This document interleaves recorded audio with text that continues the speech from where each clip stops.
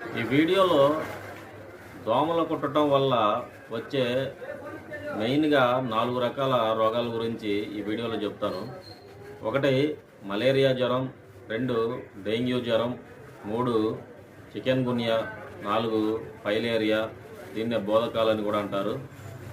ఈ మలేరియా జ్వరం అనేది ఆడ ఎనాఫిలస్ జాతికి చెందిన దోమలు కుట్టడం వల్ల వస్తుంది.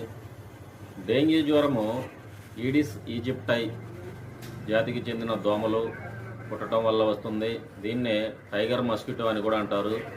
ఇంకా నల్లటి ఈగల వల్ల కూడా ఈ డెంగ్యూ జ్వరం అనేది వస్తుంది. 3వది చికెన్ గున్యా. ఇది చికెన్ తింటే వచ్చేది కాదు, ఇది కూడా దోమకాటు వల్లే ఈ చికెన్ గున్యా కానీ వస్తుంది. ఇది ఈడిస్ అల్బోపెక్టస్ అనే జాతికి చెందిన దోమ వల్ల మరియు ఈడిస్ ఈజిప్టై అనే ఈ 2 జాతులకు చెందిన దోమల వల్ల ఈ చికెన్ గున్యా అనేది వస్తుంది. Next filaria. ఈ బోధకాలు అనేది క్యూలెక్స్ జాతికి చెందిన దోమలు మరియు ఎడిస్ జాతికి చెందిన దోమలు వల్ల ఈ బోధకాలు ఫైలేరియా అనేది వస్తుంది. అయితే మాకు చాలా దోమలు కొడుతున్నాయి, అయినా కానీ మీరు చెప్పిన ఈ రోగాలు మాకేమీ రాలేదు అనేది అనుకుంటే, అయితే ఈ జాతికి చెందిన దోమలు కుడితే మాత్రమే మీకు ఈ రోగం వస్తుంది.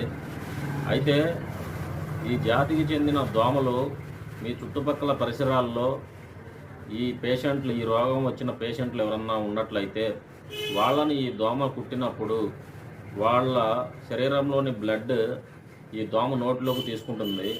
ఈ బ్లడ్లో ఉన్న బ్యాక్టీరియా కూడా ఈ దోమ నోటిలోకి వెళ్తుంది. తర్వాత దీన్ని ఆరోగ్యంగా ఉన్న వేరే ఒక వ్యక్తిని కుట్టినప్పుడు ఈ దోమలో ఉన్న బ్యాక్టీరియా అనేది వేరే హెల్తీగా ఉన్న ఆరోగ్యంగా ఉన్న మనిషిని కుట్టినప్పుడు అతని బాడీలోకి ఎంటర్ అయ్యి వేరే అతనికి ఈ రోగం అనేది వస్తుంది. అయితే ఈ దోమ పని ఏందన్నట్లయితే ఇది ఒక వెక్టార్ లాగా, ఒక వాహనం లాగా, అంటే వేరే వాళ్ళకు ఉన్న రోగాన్ని ఇది మోసుకు వెళ్ళి వేరే వాళ్ళ బాడీలోకి ప్రవేశపెడుతుంది. ఇది దోమ చేసే పని అన్నమాట.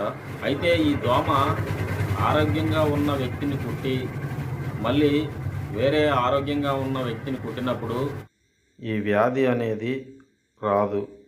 ఇలా ఈ దోమ ద్వారా ఈ రోగం అనేది ఇట్లా స్ప్రెడ్ అవుతూ ఉంటుందన్నమాట. ఈ దోమలు కుట్టడం వల్ల వచ్చే ఈ 4 రకాల వ్యాధుల గురించి ఒక్కొక్క వ్యాధి గురించి ఒక్కొక్క వీడియోలో చెప్తాను. అయితే ఫస్ట్ది మలేరియా జ్వరం గురించి ఈ వీడియోలో చెప్తాను. ఈ మలేరియా జ్వరం వచ్చినప్పుడు లక్షణాలు ఏ విధంగా ఉంటాయి, మీకు వచ్చింది నార్మల్ జ్వరమా లేకపోతే మలేరియా జ్వరమా అనేది మీరు ఏ విధంగా గుర్తించాలి, ఇంకా ఈ వ్యాధి వచ్చినప్పుడు ఈ వ్యాధిని తగ్గించుకోవడానికి ట్రీట్మెంట్ ఏం తీసుకోవాలి, ఏ రకమైన మందులు ఉపయోగించాలి, ఇంకా ఈ రోగాన్ని గుర్తించడానికి బ్లడ్ టెస్ట్లు ఏం చేయించుకోవాలి, ఆ బ్లడ్ టెస్ట్ రిపోర్టు ఏ విధంగా చదివి అర్థం చేసుకోవాలి, ఇంకా ఈ మలేరియా జ్వరాన్ని ఫస్ట్ కనుగొన్న సైంటిస్ట్ ఎవరు, హిస్టరీ ఏంటి అనేది ఈ వీడియోలో చెప్తాను.